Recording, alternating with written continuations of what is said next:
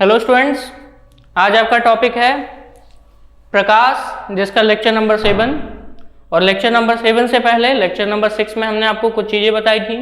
उन चीज़ों को हम एक बार फिर से रिकॉल करा देते हैं आपको। जैसे कि मैंने आपको पिछले लेक्चर में इमेज फॉर्मेशन के बारे में बताया था, वो भी किस में, कॉन्वेक्स मिरर में, कॉन्वेक्स लेंस में और कॉनकेव लेंस में। तो इमेज फॉर्मेशन यानी कि कॉन्वेक्स लेंस यानी कि आउटर लेंस, उत्तर लेंस, और कॉनकेव लेंस यानी कि आउटर लेंस में जो इमेज यानी कि प्रतिबिंब का निर्माण होता है, उसके बारे में हमने आपको बताया था। मैंने बताया था कि जो कॉन्वेक्स लेंस है, अगर हम उसकी बात करें तो उसमें इमेज का फॉर्मेशन 6 वस्तु की स्थितियों में होता है, और जिनमें से 5 जो वस्तु की स्थितियां हैं वो कैसी हैं, रियल और इन्वर्टेड इमेज बनाती हैं।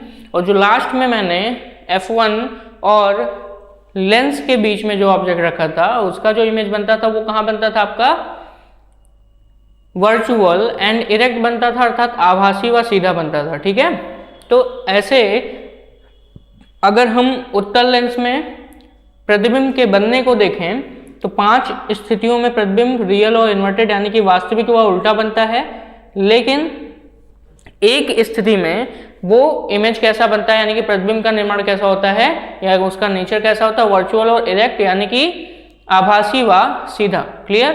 तो इसके बाद मैंने आपको कॉनकेव लेंस के बारे में बताया था, यानी कि आउटर लेंस। और आउटर लेंस में भी 2 सिचुएशंस हैं। एक है अगर वस्तु को हम इनफाइनाइट पे रखें तो इमेज फोकस से आती हुई प्रतीत होगी, यानी कि जो लाइट की रे होगी फोकस से आती हुई प्रतीत होगी। और ऐसे समय में इमेज कहाँ बनता है, फोकस पर point size and virtual and erect बनता है। यहीं पे दूसरा सिचुएशन था वस्तु के यानी कि ऑब्जेक्ट की पोजीशन का, वो था कि अगर हम ऑब्जेक्ट को इनफाइनाइट या जो लेंस है इसके बीच में रखें, इनफाइनाइट और लेंस के बीच में, या प्रिंसिपल एक्सिस पर कहीं रख दे, तो उसका प्रतिबिंब कहाँ बनेगा। तो वो भी आपका कहाँ बनता था, F1 और लेंस के बीच में बनता था। क्लियर। और वर्चुअल और इरेक्ट बनता था। तो ये ध्यान में रखने वाली बात है कि अगर हम कॉनकेव लेंस की बात कर रहे हैं तो कॉनकेव लेंस में हमेशा से कैसा इमेज बनता है, वर्चुअल एंड इरेक्ट, और कॉन्वेक्स में रियल इन्वर्टेड और साथ ही साथ वर्चुअल इरेक्ट दोनों बनता है। ठीक है, तो ये सारी चीज़ें हमने आपसे शेयर की थी, यानी कि बताई थी। इसके साथ साथ आपको मैंने ये भी चीज़ बताई कि अगर हमारे पास लेंस मेकर्स फार्मूला है तो उसका फार्मूला क्या होता है, 1/f = n-1, ब्रैकेट के अंदर 1/r1 - 1/r2। ये किसी भी लेंस के लिए फार्मूला में लेंस मेकर्स फार्मूला है, जहाँ पे मैंने आपको अलग अलग टाइप के लेंस में कैसे हम f की वैल्यू निकालेंगे वो चीज़ हमने आपको बताई थी। साथ ही साथ अगर लेंस का फार्मूला देखें, यानी कि लेंस फार्मूला या लेंस का सूत्र देखें, तो 1/f = 1/v - 1/u है। और यहाँ पे जो दोनों में जब भी कभी हम रखेंगे वैल्यूज तो साइन कन्वेंशन का ध्यान रखेंगे। इसके बाद आपका मैग्निफिकेशन का फॉर्मूला था। मैग्निफिकेशन में यानी कि आवर्धन उसको हिंदी में कहते हैं, और m = I/O = v/u = यहाँ पे f+u और f - v/f करके, ये आपका क्या था, मैग्निफिकेशन का फॉर्मूला था। क्लियर। और विथ साइन इसको रखते हैं। ठीक है। इसके बाद आपका मैंने पावर ऑफ लेंस पढ़ाया। पावर ऑफ लेंस क्या होता है, अगर देखें तो रेसिप्रोकल ऑफ फोकल लेंथ कहते हैं इसको, यानी कि अगर लेंस की क्षमता की बात करें तो लेंस की क्षमता फोकस दूरी का व्युत्क्रमानुपाती होता है। यानी कि अगर फोकस दूरी का व्युत्क्रम होता है, व्युत्क्रमानुपाती नहीं कहें, यहाँ पे हम कह सकते हैं कि जो लेंस की क्षमता है वो फोकस दूरी का व्युत्क्रम है, यानी कि पावर ऑफ लेंस = 1/f। और यहाँ पे जो नीचे f है यानी कि फोकस दूरी, वो मीटर में रहेगी।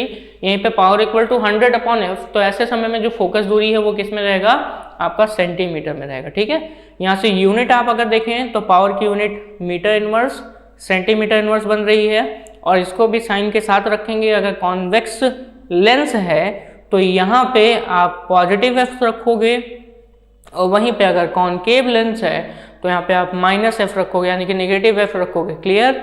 और यहाँ पे एक चीज ध्यान में रखिए, इसकी एक और यूनिट होती है जिसको हम डायोप्टर कहते हैं, D से, कैपिटल D से रिप्रेजेंट करते हैं। तो जो लेंस का क्षमता है, यानी कि जो लेंस की क्षमता यानी कि पावर ऑफ लेंस है, उसको डायोप्टर में मेजर किया जाता है। क्लियर? तो ये सारी चीज़ें थोड़ा सा मैंने आपको बताया था। इसके बाद मैं आज का जो टॉपिक है, यानी कि जो आज आप फिर से प्रकाश के लेक्चर नंबर 7 पे आए हैं, तो यहाँ पे हम आपको न्यूटन्स फार्मूला के बारे में बताएंगे और साथ ही साथ डिस्प्लेसमेंट मेथड भी है फोकल लेंथ के निकालने के लिए। तो चलिए हम बात करते हैं सबसे पहले न्यूटन्स फार्मूला की। तो न्यूटन्स फार्मूला निकालने का तरीका यहाँ पे देखिए, आपके पास एक लेंस है, उस लेंस को हमने मान लिया कौन सा लेंस है, कॉन्वेक्स लेंस है, ठीक है। और कॉन्वेक्स लेंस है तो यहाँ पे ये मान लेते हैं f2 है और ये मान लेते हैं क्या है, f1 है। कोई ऑब्जेक्ट हमने प्रिंसिपल एक्सिस पे रखी है और वो हमने यहाँ पे रखी है। तो प्रिंसिपल एक्सिस पे कोई ऑब्जेक्ट यहाँ पे रखी है f1 से पहले, ठीक है, और f1 से पहले रखा है तो इसकी इमेज जो है f1 से पहले रखा है। प्रिंसिपल एक्सिस ये बीच में क्या होगा, ऑप्टिकल सेंटर होगा। जैसा कि आपको पता है ये ऑप्टिकल सेंटर होगा, यानी कि प्रकाशिक केंद्र। यहाँ पे अगर हम प्रिंसिपल एक्सिस के पैरेलल लाइट को भेजें तो प्रिंसिपल एक्सिस के जो पैरेलल लाइट होती है वो कहाँ से होके जाती है, फोकस से, तो ये f2 से निकल जाएगा, ठीक है। तो प्रिंसिपल एक्सिस के जो पैरेलल लाइट गई वो कहाँ से होके चलेगी, फोकस से। वहीं पे अगर प्रकाशिक केंद्र यानी कि ऑप्टिकल सेंटर से लाइट को भेजें तो प्रकाशिक केंद्र से जो प्रकाश की किरण जाती है वो कहाँ से होके चली जाती है, आपके सीधे निकल जाती है। यानी कि आपको पता है कि जब भी कभी किसकी बात करेंगे हम लोग, जब भी कभी हम लेंस की बात करते हैं तो लेंस में प्रकाशिक केंद्र होता है और प्रकाशिक केंद्र से जो प्रकाश की किरण जाती है वो कैसे चली जाती है, सीधी चली जाती है। तो ये आगे जाकर यहाँ पे कहीं कट कर रहा है, इसको हमने मिला दिया तो ये इमेज का फॉर्मेशन हुआ। क्लियर? तो इमेज का फॉर्मेशन यहाँ पे, और ये ऑब्जेक्ट था तो ऑब्जेक्ट यहाँ पे, ठीक है। तो ये ऑब्जेक्ट हो गया यानी कि वस्तु, और ये क्या बना, यहाँ पर जाके इमेज बना। जब आप स्केल से बनाओगे तो सही दूरी पे ये आपको इमेज मिलेगा, ठीक है। जो आपको थोड़ा डिस्टेंस क्या मिल रहा है, अलग अलग मिल रहा है। यहाँ पे इमेज की जो दूरी है, ऑब्जेक्ट की जो दूरी है f1 से, इसको हम x1 मानते हैं, और यहाँ पे जो f2 की दूरी है, किस इमेज की जो दूरी है f2 से, इसको हम क्या मानते हैं, x2 मानते हैं, ठीक है। और साथ ही साथ ये आपका x1 हो गया और दूसरा क्या हो गया, x2 हो गया। और जो फोकल लेंथ है उसको क्या मानोगे आप, स्मॉल f, किसके लिए, कॉन्वेक्स लेंस के लिए। तो यहाँ से जो फार्मूला बनता है किसका, आपके न्यूटन्स लॉ का। तो न्यूटन्स फार्मूला जो है वो क्या है आपका, F equal to x1 x2, और यहाँ पे f के ऊपर स्क्वायर होता है, f square equal to x1 into x2, ठीक है। और यहीं पे अगर आप चाहो तो ये जो स्क्वायर लगा है इसको इधर भेज दो, तो f equal to under root में x1 x2, और यहाँ पे x1 x2 क्या है, ध्यान दीजिएगा, x1 equal to distance between object and f1, और x2 क्या है, distance between image and f2, ठीक है, ये चीज दी है। और यहाँ पे स्मॉल f क्या है, फोकल लेंथ यानी कि फोकस दूरी। क्लियर हो गया? ये थोड़ा सा ध्यान में रखना आपको, तभी जाकर आप क्या कर पाएंगे, यहाँ पे चीज़ों को समझ पाएंगे। और साथ ही साथ ये न्यूटन्स क्या था, न्यूटन्स फार्मूला था। ये मैं टॉपिक यहाँ पे लिख दे रहा हूँ। अभी मैंने आज के लेक्चर में क्या स्टार्ट किया, न्यूटन्स फार्मूला, और न्यूटन्स फार्मूला ये है, ठीक है, F equal to under root x1 x2, ठीक है। फिर इसके बाद आपका डिस्पर्सन अगर देखें तो डिस्प्लेसमेंट मेथड है। डिस्प्लेसमेंट मेथड आपका है वो भी क्या निकालने के लिए, फोकल लेंथ निकालने के लिए डिस्प्लेसमेंट मेथड है। चलिए देखते हैं ये है क्या। तो सबसे पहले डिस्प्लेसमेंट मेथड का एक डायग्राम बनेगा, और वो डायग्राम क्या है, चलिए देखते हैं।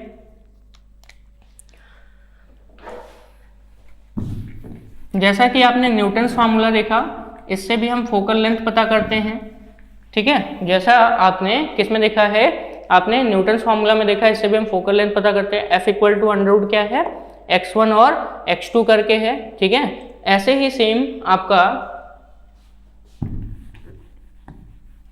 सेम आपका एक नया वो है, क्या कहते हैं, अगर मिरर की बात करें तो यहाँ पे एक नया मिरर है, या डिस्प्लेसमेंट अगर देखें, फार्मूला देखें तो चलिए अगला मेथड है डिस्प्लेसमेंट मेथड। इसको हम पूरा रफ करके फिर से आपको समझते हैं।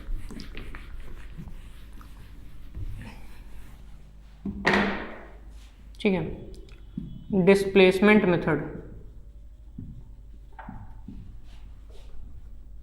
और डिस्प्लेसमेंट मेथड का, ठीक है, जो आपको गिवन फार्मूला मिलता है वो यहाँ पर क्या आएगा, F equal to D square minus X square upon 4D, ठीक है, F equal to D square minus X square upon 4D, ठीक है। ये डिस्प्लेसमेंट मेथड का क्या है, फार्मूला है। जहाँ पे D क्या है, यहाँ पे D क्या है, इसके दोनों यानी कि अगर दोनों ऑब्जेक्ट और इमेज के बीच की दूरी है और साथ ही साथ जो आपका क्या है x क्या है, वो दोनों इसके पोजीशंस की दूरी है। यानी कि मान लीजिए आपके पास एक ऑब्जेक्ट है, वो ऐसे प्रिंसिपल एक्सिस पे रखा हुआ है। मान लेते हैं ये एक लेंस है और इस लेंस का यहाँ पर एक ऑब्जेक्ट रखा गया है। इस ऑब्जेक्ट से जो प्रकाश की किरण जाएगी वो सीधे जाएगा और कहाँ से होके जाएगा भाई, फोकस होगा कोई पॉइंट तो फोकस से होके जाएगा, और दूसरा ऑप्टिकल सेंटर से होके जाएगा तो सीधे कहीं ना कहीं कट करेगा। ये मान लीजिए यहाँ पे कहीं कट करता है इमेज, ठीक है। तो पहला सिचुएशन है ये लेंस का पहला सिचुएशन, ठीक है।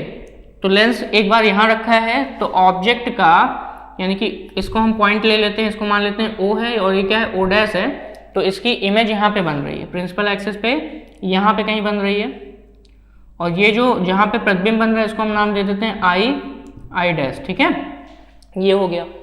अगला यहाँ पे क्या है, इस लेंस को हम थोड़ा सा डिस्प्लेस कराते हैं, ठीक है।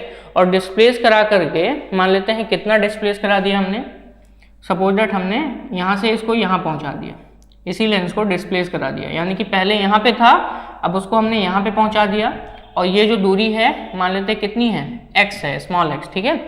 तो इसका भी प्रतिबिंब बनेगा, मतलब यही एक ही लेंस है, लेकिन पहले लेंस यहाँ पे था यानी कि पोजीशन लेंस की यहाँ थी, अब लेंस को हमने डिस्प्लेस करा दिया यानी कि पोजीशन अब यहाँ हो गई, ठीक है। तो कितना डिस्प्लेस किया, x डिस्टेंस डिस्प्लेस किया, और ऐसे समय में जो इमेज बन रहा है, ऐसे समय में जो प्रतिबिंब का निर्माण हो रहा है, ठीक है, वो कहाँ हो रहा है, वो भी यही इसी पोजीशन पर हो रहा है, ठीक है, जहाँ पे पहले हो रहा था। तो चलिए ऐसे समय में जो प्रतिबिंब का निर्माण हो रहा है वो भी कहाँ पे हो रहा है, वहीं पे हो रहा है। तो कैसे, ये देखिए, सपोज दैट इससे आने वाली प्रकाश की किरण, ठीक है, प्रिंसिपल एक्सिस ये समांतर आएगी और कहाँ पे जाएगा, फोकस से होके जाएगा, ठीक है। तो फोकस से होके जाएगा, कहीं ना कहीं कट करेगा, और अगर हम ऑप्टिकल सेंटर की सीध में लेके जाएं तो कहीं ना कहीं कट करेगा। तो ऑप्टिकल सेंटर की सीध वाली लाइन पहले हम इसके ऑप्टिकल सेंटर से होके ले गए, ये यहाँ पे कट कर रहा है, और जब भी कभी हम किससे, प्रिंसिपल एक्सिस के पैरेलल लाइट लेके जाएंगे, ठीक है, तो प्रिंसिपल एक्सिस के पैरेलल लाइट फोकस से होके जाएगी, तो इसका फोकल लेंथ भी यहीं पे होगा और ये ऐसे कट करेगा। तो यहाँ पे फिर से कट कर रहा है, ठीक है, ध्यान से देखिए। तो हुआ क्या, पहले पोजीशन में ये जो ब्लैक लाइन से बनाया है ये आपका इधर से इस लेंस से टकराया, और लेंस से टकराने के बाद इसका अपवर्तन हुआ, ठीक है। तो ये पहले पोजीशन में इमेज बना, ठीक है, और दूसरा जब डिस्प्लेस करा दिए तो ये दूसरे पोजीशन में क्या बना, इमेज बना, और वहीं पे बना जहां पहले पोजीशन में बना था, ठीक है। लेकिन यहाँ पे दो सिचुएशंस में इमेज बन रहा है, ठीक है।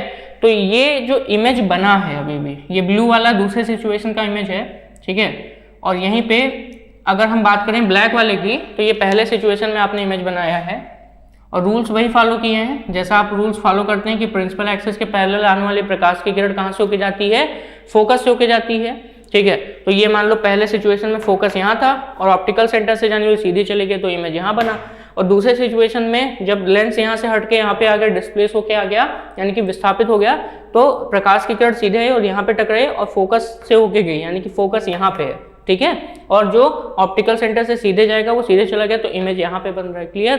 तो ये आपका यहाँ से यहाँ तक का पोर्शन ये क्या बना, इमेज बना, तो इमेज नंबर 2, और वो भी कहाँ बना आपका, कहाँ पे, जहाँ पे इमेज नंबर फर्स्ट बना था, क्लियर।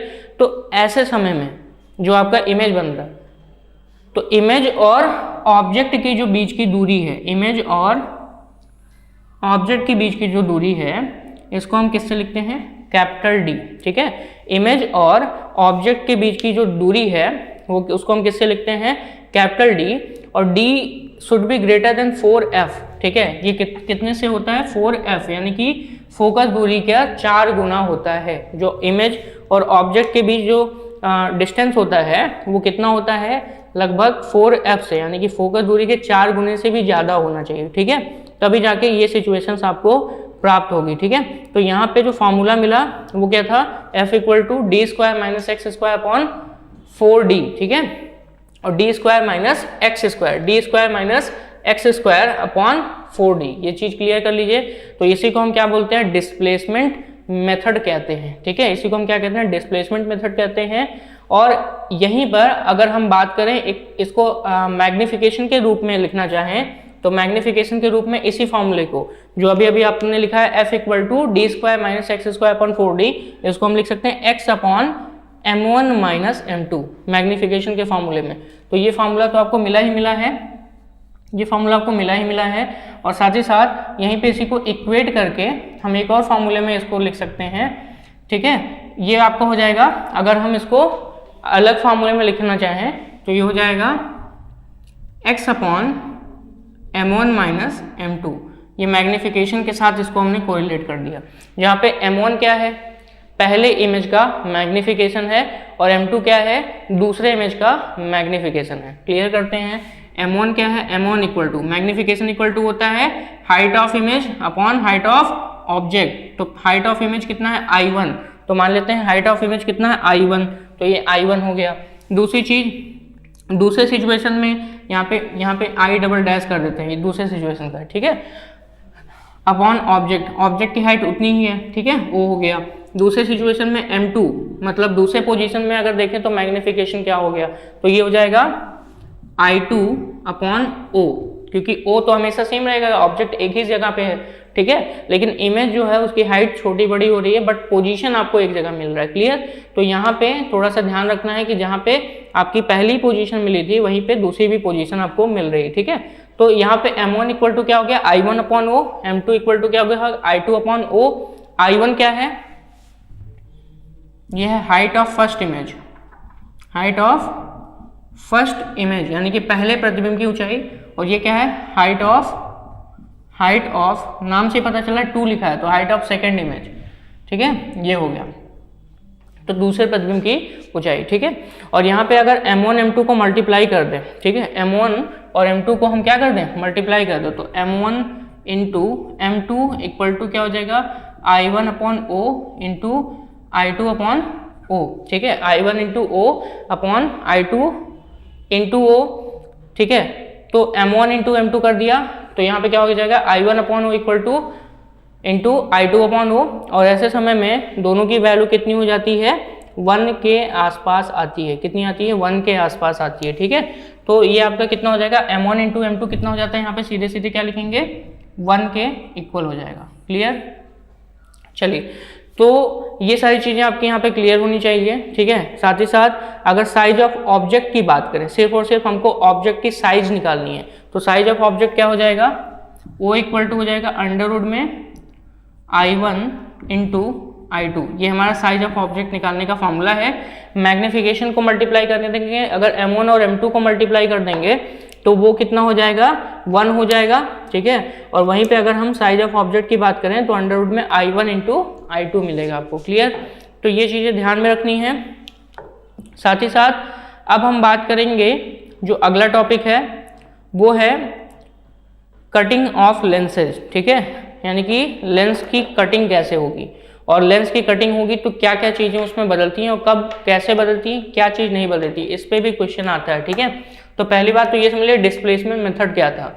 आपके पास एक ऑब्जेक्ट था, उत्तल लेंस आपको सामने दिख रहा है, उत्तल लेंस से पहले पोजीशन में इमेज यहाँ पे बना, पहला इमेज, और वहीं पे उत्तल लेंस को थोड़ा सा यानी कि कॉन्वेक्स लेंस को डिस्प्लेस कराया, यहाँ पे पहुंचाया, तो डिस्प्लेसमेंट के बाद कितना दूरी डिस्प्लेस कराया, x डिस्टेंस डिस्प्लेस कराया, तो डिस्प्लेसमेंट के बाद जो इमेज बन रहा है ये दूसरे पोजीशन पे बन रहा है। क्लियर, लेकिन वहीं पे बन रहा है जहाँ पहला इमेज बना था, ठीक है, उसी पोजीशन पे, लेकिन साइज क्या हो गई, छोटी हो गई, ठीक है। तो यहाँ पर फिर हमने इसका मैग्निफिकेशन निकाला, ठीक है, मैग्निफिकेशन के रूप में फॉर्मूला लिखा, तो x upon m1 minus m2। Magnification अगर देखेंगे तो ऑब्जेक्ट तो दोनों में सेम है, तो यहाँ पे क्या हो जाएगा, अगर देखें तो ऑब्जेक्ट दोनों में सेम है, तो ऐसे केस में क्या हो जाएगा, i1 upon o, i2 upon o, ठीक है। ये चीज़ आपकी क्लियर। यहाँ पे अब हम पढ़ने जा रहे हैं कटिंग ऑफ लेंस, ठीक है। न्यूटन्स फॉर्मूला आपको याद हो जाएगा, एफ स्क्वायर इक्वल टू क्या होता है, under F square equal to क्या होता है, x1 इंटू x2। ऑब्जेक्ट की साइज अगर डिस्प्लेसमेंट मेथड से निकालनी है तो अंडर रूट में क्या होना चाहिए, I1 इंटू I2। ठीक है, चलिए अगला हम यहाँ पे बात करने जा रहे हैं वो किसके बारे में, कटिंग ऑफ लेंस। टॉपिक है हमारा कटिंग ऑफ लेंस, ये हमारा टॉपिक है। अब लेंस को अगर हम दो तरीके से कट करते हैं, किस तरीके से, दो तरीके से, एक होता है वर्टिकली कट करना और एक होता है अगर हम लेंस को ट्रांसवर्सली कट करते हैं तो क्या होगा। ठीक है, तो चलिए अगर हम लेंस को वर्टिकली कट करते हैं तो क्या होगा, अगर लेंस को हम ट्रांसवर्सली कट करते हैं तो क्या होता है, चलिए देखते हैं। ये लेंस है और इस लेंस को हमने वर्टिकली कट किया, इस तरीके से वर्टिकली कट कर दिया, तो अगले समय में ये लेंस बन गया इस तरीके का कुछ, एक इधर इसका पार्ट मिला हमको और इसी का एक पार्ट हमको इधर मिला। ठीक है, एक पार्ट इधर मिला, एक पार्ट इधर मिल गया। ठीक है, अब ऐसे केस में जो पावर है उस पर क्या इफेक्ट पड़ेगा और जो आपका फोकल लेंथ है उस पर क्या इफेक्ट पड़ेगा। तो चलिए हम बात कर लेते हैं कि सबसे पहले ऐसे केस में पावर पे क्या इफेक्ट पड़ेगा। तो जब भी कभी हम लेंस को वर्टिकली डिवाइड करेंगे, ये ध्यान में रखिएगा, जब भी कभी हम लेंस को कैसे वर्टिकली ऊपर से डिवाइड करेंगे यानी कि कट करेंगे, तो ऐसे समय में मान लेते हैं इसका पावर कितना था P और इसका फोकल लेंथ कितना था F था, तो इन दोनों पार्ट का जो पावर होगा ये घट जाएगा यानी कि डिवाइड हो जाएगा P/2 क्योंकि दो इक्वल पार्ट्स में बटे हैं तो इनका पावर भी बढ़ जाएगा। ठीक है, क्योंकि पावर दोनों सरफेस से लिया जाता है और दोनों सरफेस से लिया जाएगा तो दोनों कर्व सरफेस तो हट गए, तो बचा क्या आपके पास, पावर हाफ हो जाएगा। और फोकल लेंथ, जैसा कि मैंने आपको फार्मूला बताया था, याद करो कि फोकल लेंथ निकालने का फार्मूला 1/f = n-1। इसके साथ साथ यहाँ पे अगर देखोगे तो n-1 और यहाँ पे 1/r1 - 1/r2 lens maker formula से अगर आप फोकल लेंथ निकालोगे, वो भी किसके लिए, इसको बोलते हैं कॉन्वेक्सो प्लेन। ठीक है, या प्लानो कॉन्वेक्स के लिए निकालोगे तो आपको कितना मिलेगा, 2f मिलेगा। ठीक है, तो यहाँ पे जो फोकल लेंथ हो जाएगा वो कितना हो गया, 2f। ठीक है, तो ये हो गया आपका 2f फोकल लेंथ, इसका भी हो गया 2f फोकल लेंथ, यानी कि फोकल लेंथ क्या हो गया, इंक्रीज कर गया, बढ़ गया। ठीक है, कैसा हो जाएगा, 2f हो जाएगा फोकल लेंथ। तो यहाँ पे लिखा है कि अगर a symmetrical lens is cut along optical axis in equal two part, intensity of image formed by each part will be same as that of complete lens. Focal length is double the original for each part. Focal length is double the original for each part. और अगर हम इसको principal axis के along करें तो यहाँ पे क्या होगा, इसका जो इंटेंसिटी है वो क्या हो जाएगा, आपका बदल जाएगा। तो अगर हम ये वर्टिकली इसको क्या करते हैं, लेंस को कट करते हैं, तो पहले क्या था, P था और ये F था, तो P/2 हो जाएगा और 2f हो जाएगा, यानी कि डबल हो जाएगा। लेकिन अगला, अगर हम इसको कैसे करते हैं, ट्रांसवर्सली कट करें, दूसरा सिचुएशन है, अगर हम लेंस को ट्रांसवर्सली कट करें तो ऐसे समय में जो लेंस है, एक्चुअल में पहले ये था, इसका पावर कितना P है, फोकल लेंथ कितना F है, लेकिन हम इसको ऐसे कट कर रहे हैं। ठीक है, तो ये हम ऐसे कट कर रहे हैं। ऐसे कट करने पर इसका एक पार्ट ऊपर होगा और एक पार्ट इसका नीचे हो जाएगा। ठीक है, अब इन दोनों पार्ट का अगर हम बात करें तो कितना इसका फोकल लेंथ होगा, कितना पावर होगा, तो फोकल लेंथ भी सेम और पावर भी सेम, फोकल लेंथ भी सेम और पावर भी सेम ही रहेगा दोनों के केस में। रीजन क्या है कि फोकल लेंथ और पावर सेम क्यों मिल रहा है, क्योंकि हमारा जो लाइट जाएगा, अच्छा फोकल लेंथ और पावर यहाँ पे डिवाइड क्यों हो रहा था, फोकल लेंथ यहाँ बढ़ा क्यों, 2f आया, क्योंकि एक प्लेन सरफेस हो गया और एक आपका क्या हो गया, अगर देखें तो कॉन्वेक्स सरफेस हो गया। ठीक है, यहाँ पे पावर क्यों घटा, क्योंकि कॉन्वेक्स सरफेस से तो आपका इंसिडेंस कर रहा है, क्योंकि आप लेंस में पढ़ते हो। लेकिन कभी क्या समतल वाले के लिए आपने पावर की बात की, इनफाइनाइट होता है तो पावर कितना होता है, 0, तो इसलिए आधा हो गया। अगर पूरे की वजह से देखते हो तो पावर p आता है, लेकिन आधा सरफेस इधर है, आधा सरफेस इधर बढ़ गया कर्व वाला, और कर्व वाला आधा इधर और उधर बढ़ गया, तो p/2 यानी कि पावर तो p/2 हो गया। यहाँ पे क्या है, दो लाइट पड़ेगी तो इस पे ना इंसिडेंस होगा, यानी कि लाइट इस सरफेस पे भी पड़ेगा, इस सरफेस पे भी पड़ेगा, तो पावर वही रहेगा। ठीक है, क्या रहेगा, पावर वही रहेगा। और अगर फोकल लेंथ की बात करें तो फोकल लेंथ भी सेम रहेगी, क्योंकि दोनों सरफेस इसमें हैं, वो भी कैसे वाले, कॉन्वेक्स वाले दोनों सरफेस हैं इसमें। ठीक है, अब बात करते हैं कॉम्बिनेशन ऑफ लेंस। ये चीज आपकी क्लियर होगी, कटिंग ऑफ लेंस में अगर ऊपर से वर्टिकली कट करें सिमेट्रिकल वे में, ठीक है, तो यहाँ पे क्या होगा, पावर हाफ हो जाएगा और फोकल लेंथ डबल हो जाएगी। ठीक है, यहीं पे अगर हम बात करें लेंस को ट्रांसवर्सली कट करें तो ऐसे समय में क्या होगा, कुछ भी नहीं बदलेगा, जितने भी हाफ्स मिलेंगे सबका आपका जो फोकल लेंथ है और पावर है वो दोनों क्या रहेंगे, सेम रहेंगे।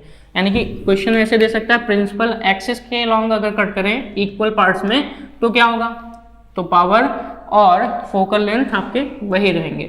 और अगर ऑप्टिकल सेंटर के एक्सिस या ऑप्टिकल एक्सिस से अलोंग कट करें यानी कि वर्टिकल कट करें तो पावर हाफ हो जाता है प्रत्येक पार्ट का, और वहीं पे फोकल लेंथ डबल हो जाता है। ठीक है, चलिए कॉम्बिनेशन ऑफ लेंस की अगर हम बात करें, किसकी बात करें,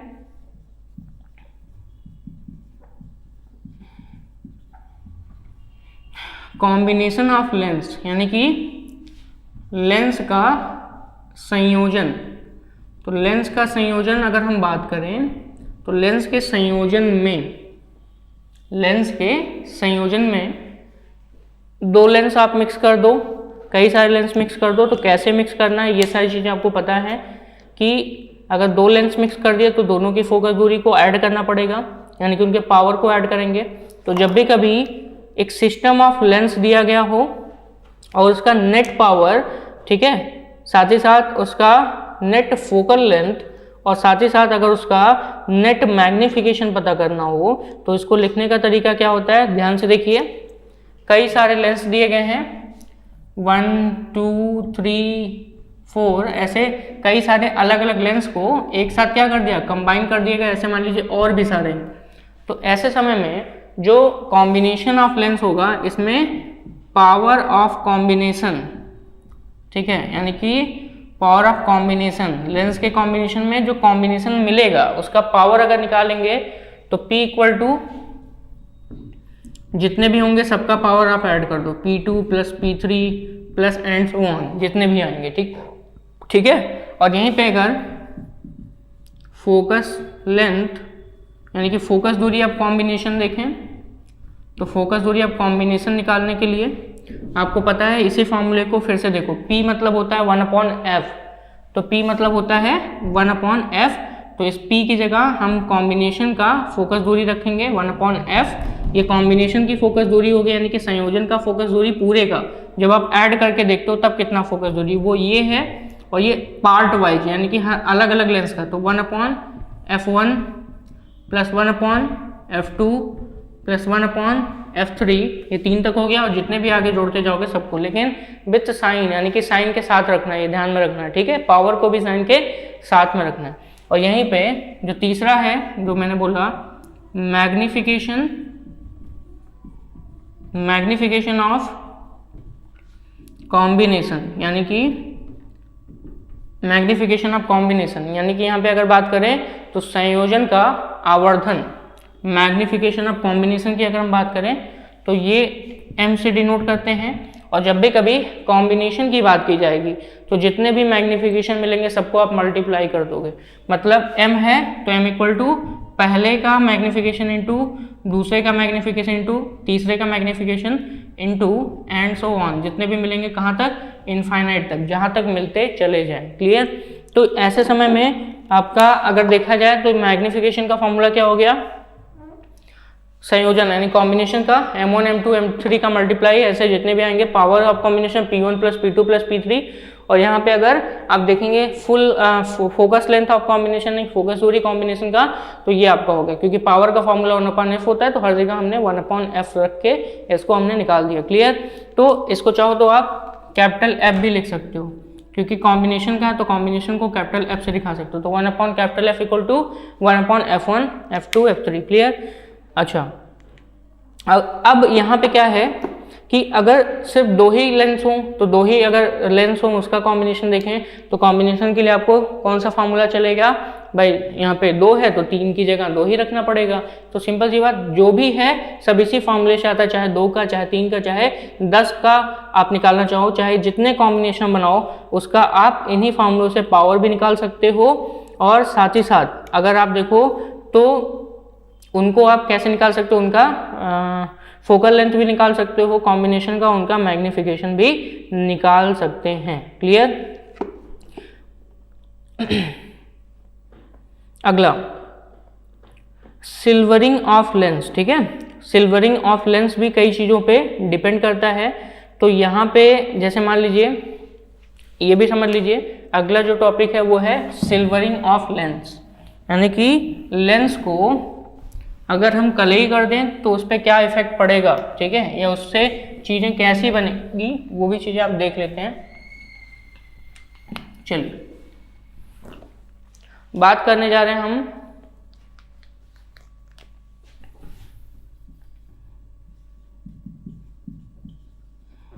सिल्वरिंग ऑफ लेंस। ठीक है, यानी कि लेंस को हम पॉलिश कर रहे हैं। ठीक है, यानी कि लेंस पे हम पॉलिश कर रहे हैं, वो भी सिल्वर पॉलिश। तो ऐसे समय में कैसे हम इसको देखेंगे या कैसे हम इसको समझेंगे, तो जैसे मान लीजिए प्लानो कॉन्वेक्स को हमने सिल्वर किया। ठीक है, यानी कि उस पर सिल्वर पॉलिश की। तो पहला है, आपके पास एक लेंस है जिसको नाम बोलते हैं प्लानो कॉन्वेक्स, और प्लानो कॉन्वेक्स को हमने सिल्वर्ड कर दिया। ठीक है, लेंस। ठीक है, और प्लानो कॉन्वेक्स सिल्वर्ड। तो ऐसे समय में इसको पहले आप बनाओ, कैसे बनाएंगे, प्लानो एंड देन कॉन्वेक्स। तो ये हो गया प्लानो कॉन्वेक्स लेंस हुआ। अब इसके कॉन्वेक्स सतह पर हमने क्या कर दिया, सिल्वर पॉलिश कर दी। तो ये जो आपने सिल्वर पॉलिश की है यही क्या हो गया, प्लानो कॉन्वेक्स पे आपने सिल्वर कर दिया, सिल्वर्ड कर दिया। ठीक है, तो इसको दिखाने का तरीका क्या होता है, पहले आप एक प्लानो कॉन्वेक्स लेंस बनाएंगे और इसमें प्लस एक मिरर बनाएंगे जो आपका कैसा मिरर है, कॉनकेव मिरर है। ठीक है, तो ये हो गया प्लानो कॉन्वेक्स लेंस। ठीक है, और ये हो गया आपका कॉनकेव मिरर का कॉम्बिनेशन। ठीक है, तो प्लानो कॉन्वेक्स सिल्वर्ड अगर की बात करेंगे तो ये आपका किसके लिए है, आपका लेंस हो गया प्लानो कॉन्वेक्स लेंस, और यहाँ पे कॉनकेव मिरर। ठीक है, और ऐसे समय में अगर आपको कैपिटल F की बात की जाए, यानी कि इसकी फोकल लेंथ निकालने को कह दे, मतलब बोल दे कि प्लानो कॉन्वेक्स सिल्वर्ड का फोकल लेंथ निकालो, फोकस दूरी निकालो। ठीक है, तो ऐसे समय में पहले लेंस का फोकस दूरी निकालोगे, जिसको हम मान लेते हैं इसका लेंस का क्या है, FL है। ठीक है, लेंस का फोकल लेंथ निकालोगे, और वहीं पे दूसरी चीज यहाँ पे है, अगला किसके निकालोगे आप, मिरर का। तो इसको हम FM से डिनोट कर देते हैं। ठीक है, तो यहाँ पे अगर आप देखेंगे तो पहले लेंस का, फिर आप मिरर का फोकल लेंथ निकाल लेंगे और दोनों को फिर क्या कर देंगे, ऐड कर देंगे। क्लियर। और लेंस का फोकल लेंथ निकालने का तरीका आपको पता है, वो भी किससे, रिफ्रैक्टिव इंडेक्स यानी कि लेंस मेकर फार्मूला से निकालोगे। ठीक है, और उन दोनों को ऐड कर देंगे तो उस हिसाब से आपका क्या हो जाएगा, क्लियर हो जाएगा। ठीक है, तो प्लानो कॉन्वेक्स में हमने कॉन्वेक्स सरफेस को क्या किया था, कॉन्वेक्स सरफेस को क्या किया था, हमने सिल्वर किया था। और जरूरी नहीं कि सिर्फ और सिर्फ कॉन्वेक्स सरफेस ही सिल्वर हो, आपका प्लेन सरफेस भी सिल्वर हो सकता है। तो ये इसका केस नंबर 1 था, इसका केस नंबर 1 था। केस नंबर 2 अगर देखें तो हम इसको ऐसे भी बना सकते हैं, प्लानो कॉन्वेक्स को, ये इसका ये हो गया, और इसके इस सरफेस पर पॉलिश कर दी गई, यानी कि आपकी बात प्लेन सरफेस पे पॉलिश की गई, कॉन्वेक्स सरफेस पे नहीं किया गया है, प्लेन सरफेस पर पॉलिश किया गया। क्लियर, ये हो गया। तो प्लेन सरफेस पे पॉलिश की गई, इसको जब भी कभी आप क्या करोगे, ओपन करोगे तो सबसे पहले आप देखोगे ये जिसको हम कहते हैं कॉन्वेक्स प्लानो या कॉन्वेक्सो प्लेन या प्लानो कॉन्वेक्स, और साथ ही साथ एक ऐसा मिरर जो प्लेन मिरर की तरह बिहेव करेगा। ठीक है, एक सरफेस जो प्लेन मिरर की तरह बिहेव करेगा। इन दोनों के कॉम्बिनेशन से बना है, ठीक है। तो दोनों सिचुएशंस में हम प्लानो कॉन्वेक्स सिल्वर्ड को देख सकते हैं। एक बार कॉन्वेक्स सरफेस को आप क्या करो, सिल्वर करके देखो, तो उसमें एक आपको प्लानो कॉन्वेक्स मिलेगा लेंस और एक कॉनकेव मिरर मिलेगा। वहीं पे अगर आप क्या करो, प्लानो कॉन्वेक्स को उसके प्लेन सरफेस को अगर आप उसको सिल्वर करो तो इसमें आपको एक प्लानो कॉन्वेक्स आपका लेंस मिलेगा और एक यहाँ पे क्या मिलेगा आपको, समतल दर्पण यानी कि प्लेन मिरर मिलेगा, ठीक है। और यहाँ पे भी वही चीज़, अगर यहाँ f निकालना है तो इसका मतलब इसका फोकल लेंथ निकालना है तो पहले FL निकाल लो यानी कि लेंस का, और फिर आप मिरर का निकालो, दोनों को क्या कर दो, ऐड कर दो। क्लियर। तो ये आपके प्लानो कॉन्वेक्स को सिल्वर्ड करने का तरीका हो गया, ठीक है। दूसरी चीज, अगर यहाँ पे हम बात करें डबल कॉन्वेक्स लेंस के सिल्वरिंग की, ठीक है, तो डबल कॉन्वेक्स लेंस में अगर एक सरफेस आप सिल्वर करते हो तो वहाँ पे दूसरा सरफेस एक क्या होगा, बिना सिल्वर पॉलिश किया हुआ होगा, यानी कि डबल कॉन्वेक्स लेंस को अगर सिल्वर करें तो चलिए देखते हैं डबल कॉन्वेक्स लेंस को सिल्वर करने का मतलब क्या हुआ। ये आपने एक डबल कॉन्वेक्स लेंस बनाया, ठीक है, तो यहाँ पे ये हो जाएगा डबल कॉन्वेक्स, एक लेंस बनेगा और एक कॉनकेव मिरर बनेगा, तो ये हो जाएगा, ठीक है, कॉन्वेक्स लेंस, ठीक है, ठीक है। ये आपका एक तरीके से अगर देखें तो डबल कॉन्वेक्स सिल्वर्ड, ठीक है, यहाँ पे। और ऐसे केस में आप देखेंगे तो एक हमको मिलेगा कॉन्वेक्स लेंस का कॉम्बिनेशन किसके साथ, कॉनकेव मिरर के साथ, ठीक। यहाँ भी आप पहले लेंस और FM मिलाओगे तो यहाँ पे इसका F निकलेगा, और वो भी कैसे निकालना है, लेंस मेकर फार्मूला से, लेंस मेकर्स फार्मूला से। क्लियर।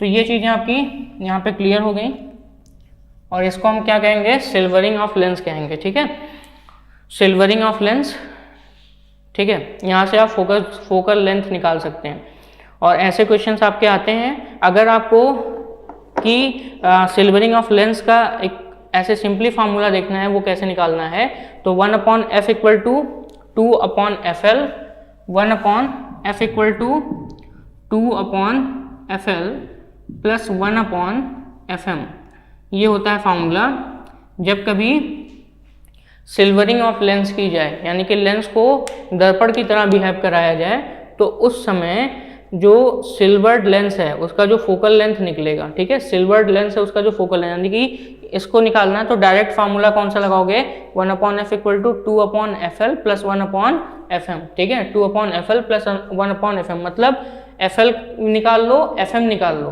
क्योंकि आपका जो डबल कॉन्वेक्स है वो इन दोनों के कॉम्बिनेशन से बना, तो FL पता कर लो, FM पता कर लो, और इसी को उठा करके इस फॉर्मूले में रख दो, तो आपका जो फोकल लेंथ है सिल्वर लेंस का, यानी कि सिल्वर्ड लेंस का, वो आपको निकल जाएगा, ठीक है। ये फोकल लेंथ इस फॉर्मूले से 2/FL प्लस 1/FM। क्लियर। और यहाँ पे जो भी चीज निकालोगे तो ये जो दोनों चीजें निकालोगे ये कहाँ से निकालोगे, लेंस मेकर्स फार्मूला से, लेंस मेकर्स फार्मूला से। और ये मैं निकालना बता चुका हूँ इससे पहले के लेक्चर में, ठीक है, कैसे, जहाँ पे साइन देखना है जिस तरीके से साइन देखोगे उस तरीके से यहाँ पे वैल्यू पुट करोगे। क्लियर हो गया।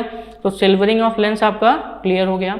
अब डिफेक्ट इन लेंस की हम बात कर लें तो लेंस में भी कभी कभी डिफेक्ट होता है, और दो तरीके के डिफेक्ट होते हैं। एक होता है क्रोमैटिक अबरेशन जिसको हम कहते हैं, और एक होता है स्फेरिकल अबरेशन।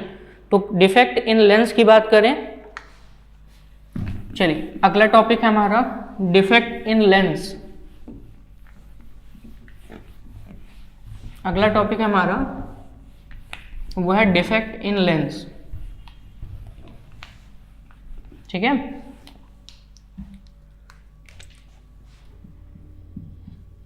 डिफेक्ट इन लेंस यानी कि लेंस में कमी, लेंस में अगर कमी है तो इससे दिक्कतें क्या होती हैं। पहला क्रोमैटिक अबरेशन, पहला क्रोमैटिक एब्रेशन, और दूसरा स्फेरिकल एब्रेशन, ठीक है, स्फेरिकल एब्रेशन और एक है क्रोमैटिक एब्रेशन।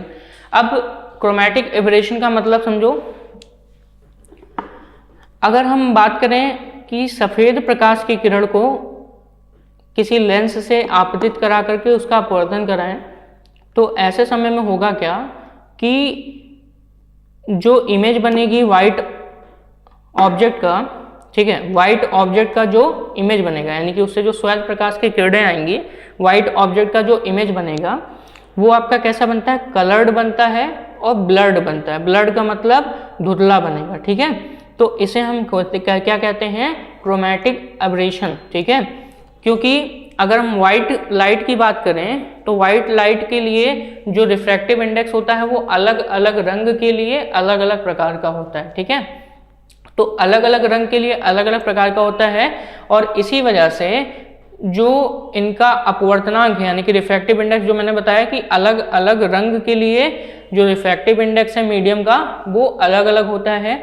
और जब भी कभी व्हाइट लाइट आप भेजोगे तो व्हाइट लाइट में 7 रंग होते हैं जिनको आप जानते हैं, इसको हम विबग्योर के नाम से भी जानते हैं। तो इसमें से अगर हम बात करें किसकी, वायलेट की, विबग्योर में सबसे पहले वी की बात करें यानी कि वायलेट की, और लास्ट में आर यानी कि रेड की, तो विबग्योर में वायलेट कलर का रिफ्रैक्टिव इंडेक्स सबसे ज़्यादा होता है और रेड का सबसे कम होता है। जिसका रिफ्रैक्टिव इंडेक्स ज़्यादा होगा, जिस कलर का रिफ्रैक्टिव इंडेक्स ज़्यादा होगा, वो जब लेंस से पास होगा यानी कि जब उसका लेंस से रिफ्रैक्शन होगा तो वो बेंड ज़्यादा करेगा, और वहीं पे जिसका रिफ्रैक्टिव इंडेक्स कम होगा वो सीधे जाने की कोशिश करेगा यानी कि ज़्यादा बेंड नहीं करेगा, ठीक है। तो ऐसे समय में इस दशा को या इस घटना को हम कहते हैं क्रोमैटिक एब्रेशन, यानी कि लेंस द्वारा अगर हम बात करें तो अलग अलग जो वाइट अगर लाइट आ रही है वाइट ऑब्जेक्ट से, तो वो कैसा होगा, हमेशा क्रोमैटिक एब्रेशन के रूप में होगा, क्योंकि इमेज हमेशा कैसी दिखेगी, ब्लर दिखेगी और साथ ही साथ कलर्ड दिखेगा। इसको हम क्लियर करते हैं। क्रोमैटिक एब्रेशन, क्रोमा मतलब होता है कलर और एब्रेशन मतलब होता है एक तरीके से गड़बड़ी, तो क्रोमैटिक एब्रेशन मतलब कलर वाली गड़बड़ी, ठीक है। तो लेंस में अगर वाइट ऑब्जेक्ट से जो इमेज बनेगी वो कैसे मिलेगी, कलर्ड और आपको ब्लड दिखेगा, क्योंकि रिफ्रैक्टिव इंडेक्स अलग अलग कलर के लिए अलग अलग होता है, ठीक है। और इसी वजह से इस डिफेक्ट को हम क्या कहते हैं, क्रोमैटिक एब्रेशन कहते हैं, ठीक है। यानी कि अगर हम बात करें किसी भी लेंस की, क्रोमैटिक एब्रेशन की बात कर रहे हैं, तो यहाँ पे मान लेते हैं हमारे पास एक लेंस है, इस लेंस पे ये प्रिंसिपल एक्सिस है, हमने एक वाइट लाइट भेजा, ठीक है, हमने क्या भेजा, वाइट लाइट भेजा। तो वाइट लाइट में अगर हम बात करें 7 रंग होते हैं, आपको पता है ये क्या है, यहाँ से मैंने वाइट लाइट यानी कि श्वेत प्रकाश भेजा, श्वेत प्रकाश, और आपको पता है श्वेत प्रकाश में विबग्योर, ये आपका 7 रंग होता है। वायलेट नीचे, ये सबसे नीचे वायलेट है और सबसे ऊपर क्या है, रेड है, ठीक है।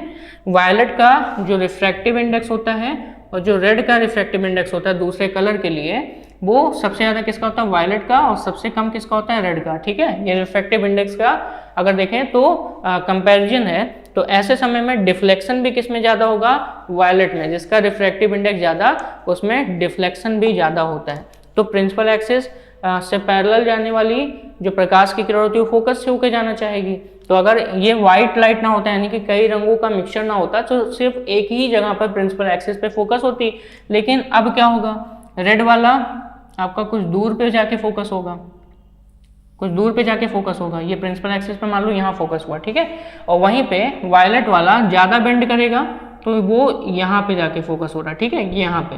तो ये जो सबसे पहले प्रिंसिपल एक्सिस पे पहले मिल जा रहा है ये FB के नाम से जाना जाएगा और ये इसको FR के नाम से जानते हैं। यानी कि हुआ क्या, अब ये रंगों में बढ़ गया, ये रेड कलर की लाइट चली गई और ये किस कलर की थी, वायलेट की, ठीक है, ये वायलेट हो गया और ये भी क्या है, वायलेट है। तो वायलेट वाला एक जगह पे रंग आपका दिखेगा और रेड वाला एक जगह पे दिखेगा, और इसके बीच में बाकी सारे जो कलर्स हैं, ठीक है, इसके बीच में बाकी सारे जो कलर्स हैं, ये वायलेट हो गया, ये रेड हो गया और इसके बीच में विबग्योर, ठीक है, ये बाकी सारे कलर्स इसके बीच में मिलेंगे। तो यानी कि अलग अलग रंग के यानी कि अलग अलग कलर की जो लाइट्स हैं वो सेपरेट हो जाएंगी, इसी को हम कहते हैं क्रोमैटिक एब्रेशन, ठीक है, इसी को हम क्या कहते हैं, क्रोमैटिक एब्रेशन कहते हैं। क्लियर। सेम ऐसे स्फेरिकल एब्रेशन है, ठीक है, और अगर क्रोमैटिक एब्रेशन की बात करें तो इसकी वैल्यू होती है वो क्या है, एफ आर, क्योंकि फोकल लेंथ किसकी ज़्यादा होगी, ये रेड वाले की, F R minus F V, यानी कि वायलेट कलर का जो मैथमेटिकली अगर हम इसको क्रोमेटिक एब्रेशन को देखें तो ये हो गया F R minus F B equal to omega into F Y, equal to omega into F Y. यहाँ पे ये आपका क्या है, मैथमेटिकली क्रोमेटिक एब्रेशन का फॉर्मूला है। यहाँ पे एफ आर क्या है, focal length of red light, ठीक है, फ्रॉम द लेंस। यहाँ पे वी क्या है, focal length of violet light from the lens. Omega क्या है, डिस्पर्सिव पावर लेंस का, ठीक है, इसको हम कहते हैं डिस्पर्सिव पावर ऑफ लेंस, इसको हम कहते हैं डिस्पर्सिव पावर ऑफ लेंस, यानी कि डिस्पर्सन कराने की जो क्षमता होती है उसको हम ओमेगा से डिपेंड करते हैं, ठीक है। और एफ वाई क्या है, focal length of yellow colour, यानी कि पीले रंग के प्रकाश के लिए। तो पीला रंग का प्रकाश कहीं बीच में होगा, मिड पॉइंट है, इसलिए हम इसको इसके साथ ऐड कर देते हैं। क्लियर। यहीं पे अगर हमें फोकल लेंथ किसका निकालना है, मीन कलर का निकालना है, यानी कि वाई कलर का, तो ये है फोकल लेंथ किसका, ये फोकल लेंथ किसका है, येलो कलर, ठीक है। तो अगर हमें किसका निकालना हो, फोकल लेंथ वाई कलर का निकालना हो, तो इसके लिए भी जो फॉर्मूला वो क्या है, ध्यान से सुनिए, क्योंकि अगर आपको डिस्पर्सिव पावर निकालने को दे दिया गया तो आप कैसे निकालोगे। तो ऐसे समय में इसका फॉर्मूला बनता है F Y equal to under root में F R into F B, ठीक है। क्या बनता है, F Y equal to under root में F R into F B, यानी कि एफ वाई की वैल्यू निकालनी है तो रेड और वायलेट को मल्टीप्लाई करके उस पर अंडर रूट की वैल्यू निकाल लो, स्क्वायर रूट की वैल्यू निकाल लो, वही उसका क्या हो जाएगा, आपका वैल्यू हो जाएगा, ठीक है। अगर हमें इस डिफेक्ट को क्या करना है, दूर करना है, तो we use two or more lens in contact in place of single lens, ठीक है। तो हम क्या करेंगे, दो लेंस, एक लेंस के अलावा हम कांटेक्ट में कई सारे लेंस का यूज करेंगे। क्लियर। यहीं पे अगर हम बात करें स्फेरिकल एब्रेशन की, जो आपका दूसरा टॉपिक है, अभी तक क्रोमेटिक एब्रेशन आपने पढ़ा, अब आपका क्या है, स्फेरिकल एब्रेशन की अगर हम बात करें तो स्फेरिकल एब्रेशन वो लेंस के स्फेयर में दिक्कत आती है, जो इसका लेंस का शेप है उसमें दिक्कत से होती है। तो चलिए स्फेरिकल एब्रेशन की हम बात कर लें, दूसरा टॉपिक। तो in ability of lens to form the point image of a point object on the axis is called spherical aberration, ठीक है। यानी कि जो पॉइंट इमेज है उसका, अगर उसका इमेज बनाएं तो एक ही पॉइंट पे नहीं बनता है, ठीक है, क्योंकि अगर आपके पास मान लीजिए कोई ऑब्जेक्ट है, ठीक है, जो कहाँ पे है, इनफाइनाइट पे रखी है, इनफाइनाइट पे जो ऑब्जेक्ट होती है वहां से जो लाइट आती है वो पैरेलल आती है, आपको पता है। तो चलिए मान लेते हैं स्फेरिकल की बात करने जा रहे हैं, एक आपके पास कॉन्वेक्स लेंस है, ठीक है, और कॉन्वेक्स लेंस है तो लाइट जो है वो क्या हो रही है, इसके प्रिंसिपल एक्सिस ये दिखा दिया, ऑप्टिकल सेंटर मान लेते हैं वो ओ है, ठीक है। अब हो क्या रहा है, जब भी हम प्रकाश की किरण को क्या करेंगे, यहां से भेजेंगे, ठीक, मार्जिन से, तो मार्जिन से ये सब इनफाइनाइट से आ रही है क्योंकि पॉइंट ऑब्जेक्ट लिए हम, तो ये पॉइंट ऑब्जेक्ट कहीं है, कहाँ पे, इनफाइनाइट। ये कैसा ऑब्जेक्ट होगा, पॉइंट ऑब्जेक्ट होगा, क्योंकि इनफाइनाइट पे चीजें आपको दिखती नहीं है, बिल्कुल नहीं दिखती हैं। तो इनफाइनाइट वाली चीजों को हम क्या मान सकते हैं, पॉइंट ऑब्जेक्ट मान सकते हैं। कहाँ से होकर जाना चाहेगा, फोकस से होकर जाना चाहेगा, तो मान लीजिए ये ऐसे जाएगा, क्योंकि मार्जिन से बेंडिंग बहुत ज़्यादा होता है, तो मार्जिन वाला बेंडिंग हमने पहले दिखा दिया। ये देखिए मार्जिन से बेंडिंग बहुत ज़्यादा होता है, याद रखिएगा, जब भी कभी लेंस में मार्जिनल बेंडिंग देखेंगे तो वो ज़्यादा होता है। लेकिन ध्यान से सुनिए, एक ही लेंस के लिए एक ही तरीके का आपको फोकल लेंथ मिलना चाहिए, ठीक है। तो ऐसे समय में लाइट तो आ रही है लेकिन यहाँ पे आपको मिला। दूसरी कंडीशन ये है कि प्रकाश की किरण पैरेलल आ रही है, ये वाली, अब जो थोड़ा सा बीच से होके जाएगी, तो इसका जो इमेज बन रहा है वो आपका ऐसे बन रहा है, यहाँ बन रहा है, ठीक है। इसका इमेज कहाँ बन रहा है, अगर देखें तो यहाँ पे बन रहा है। क्लियर। तो ये देखेंगे, पहला इमेज बना, मान लीजिए ये बना एफ डैश पर, ये बना एफ डैश पर, और ये मान लेते हैं एफ पर बना। तो ये हुआ क्या, जो ये किनारे से लाइट रे जा रही है इनको हम बोलते हैं मार्जिनल रे, इनको हम क्या नाम देते हैं, मार्जिनल रेज नाम देते हैं। और इसको जो एक्सिस के जस्ट बगल से, यानी कि प्रिंसिपल एक्सिस के जस्ट अगल बगल से होके जो जा रही हैं, इनको हम बोलते हैं पैराऑक्सियल रे, पैराक्सियल रे, पैराक्सियल रे, यानी कि एक्सिस एक्सियल के पैरेलल जो जा रही है उसको हम बोलते हैं पैरा एक्सियल रे, यानी कि जस्ट उसके अगल बगल, यानी कि मुख्य अक्ष के जस्ट अगल बगल वाली लाइट रे को हम बोलते हैं पैरा एक्सियल रे। अब हुआ क्या है, जो प्रिंसिपल एक्सिस के पास हैं इनकी इमेज दूर बन रही है, वो भी कहाँ पे, प्रिंसिपल एक्सिस पर। जो लाइट रे प्रिंसिपल एक्सिस से दूर है यानी कि लेंस के मार्जिन पे जा रहे हैं, उनकी इमेज पहले बन जा रही है, ठीक है। तो इस डिफेक्ट को हम क्या कहते हैं, इस डिफेक्ट को कहते हैं स्फेरिकल एब्रेशन, ठीक है। यानी कि इस डिफेक्ट में हो क्या रहा है कि जो रे किसी लेंस से होके जा रही है वो एक ही पॉइंट पे नहीं फोकस हो रही है, वो अलग अलग पॉइंट पर प्रिंसिपल एक्सिस पर फोकस हो रही है, जिससे कि जो इमेज है वो आपको कैसा दिखने लगता है, ब्लर दिखने लगता है, ठीक है। अगर हम सिंपल मेथड यूज करें, ठीक है, एक सिंपल मेथड यूज करें कि हमें स्फेरिकल एब्रेशन को क्या करना है, रोकना है, तो हम एक काम कर सकते हैं, काम ये कर सकते हैं, इस लाइट को हम रोक दें, इस लाइट को हम रोक दें। अब इस लाइट को रोक देंगे तो इमेज आपको एक ही जगह हमेशा मिलेगा, ठीक है। या तो हम इस लाइट को रोकने की कोशिश करें और इमेज हम एक ही जगह पे लेते थे। तो ऐसे समय में जब स्फेरिकल एब्रेशन को दूर करना हो तो लेंस से पहले हम क्या कर देते हैं, उसमें एक क्या करते हैं, स्टॉपर लगा देते हैं, स्टॉपर, ताकि जो मार्जिनल रे है वो आपका रुक जाए या फिर पैरेक्सियल रे रुक जाए, ठीक है। तो एक ही इमेज मिलेगा, जिससे क्या होगा, आपका चीज़ें जो होंगी वो क्लियर हो जाएंगी, ठीक है। और जो डिस्टेंस है बिटवीन टू लेंसेज, अगर हम देखें तो यहाँ पे, अगर हम यहाँ पे देखें इसको हम कैसे कर सकते हैं, तो d की वैल्यू जो आएगी वो, यानी कि इनके बीच जो डिफरेंस है वो आएगा f माइनस एफ डैश, ठीक है, ये f minus F dash, clear. तो ये d की वैल्यू आ जाएगी। तो यहाँ पे आपको मैंने अगर देखें तो डिफेक्ट इन लेंस बताया, डिफेक्ट इन लेंस में हमने दो तरीके के आपको क्या बताया, डिफेक्ट बताया। एक है आपका कौन सा, अगर देखें तो क्रोमैटिक एब्रेशन और एक है स्फेरिकल एब्रेशन, ठीक है, क्लियर। इसके आगे के जो पॉइंट्स हैं, जैसे आपका अब जो अगला जो टॉपिक है जैसे प्रिज्म का, यानी कि अगर हम प्रिज्म की बात करें तो उसमें हम कैसे रिफ्रैक्शन देखेंगे, उसके दोनों सरफेस जो ऐसे होते हैं, प्रिज्म आप देखे होंगे। तो प्रिज्म से क्या होता है, यही जो व्हाइट प्रकाश की किरण होती है वो 7 रंगों में बढ़ जाती है। तो ये सारी चीज़ें हमको वहाँ पे पढ़ना है, ठीक है। तो जो प्रिज्म से रिलेटेड टॉपिक है उसको हम नेक्स्ट वीडियो में आपको प्रोवाइड करेंगे। Thank you so much.